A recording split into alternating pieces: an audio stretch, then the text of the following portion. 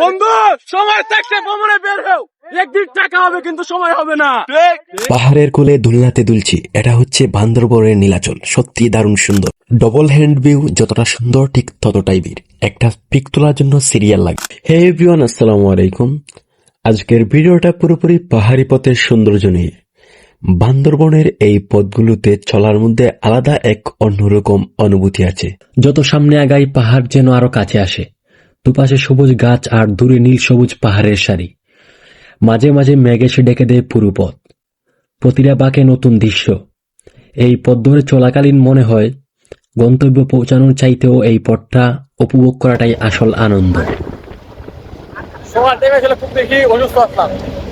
এইরকম প্রাকৃতিক দৃশ্য, মনোমুগ্ধকর দৃশ্যগুলো উপভোগ করে আমার মন শরীর সব কিছু। আমার দুইও পা সকালে খুব ব্যথা ছিল, এখন খুব ভালো, মানে হাড়গুলো মজবুত হয়ে গেছে আমার। বাহ বাহ বাহ।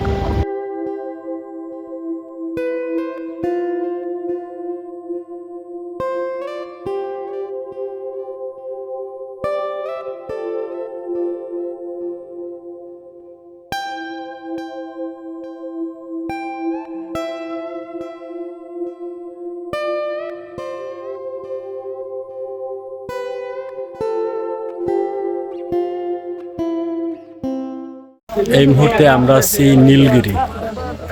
এটা হচ্ছে প্রবেশ পথ নীলগিরির। নীলগিরির ভিতরে প্রবেশ করতে হলে এখান থেকে জনপথে 100 টাকা করে টিকিট কাটতে হয়। এবার পৌঁছে গেলাম নীলগিরির ভিতরে।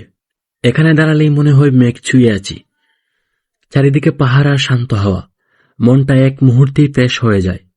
নীলগিরি সত্যি এক অন্যরকম সুন্দর। ডবল হ্যান্ড ভিউতে দাঁড়ালে বান্দরবনের সৌন্দর্য যেন চোখের সামনে খুলে যায়। দূরে লম্বা পাহাড়ের সারি, যেদিকে তাকাই ততই মনটা ভরে যায়।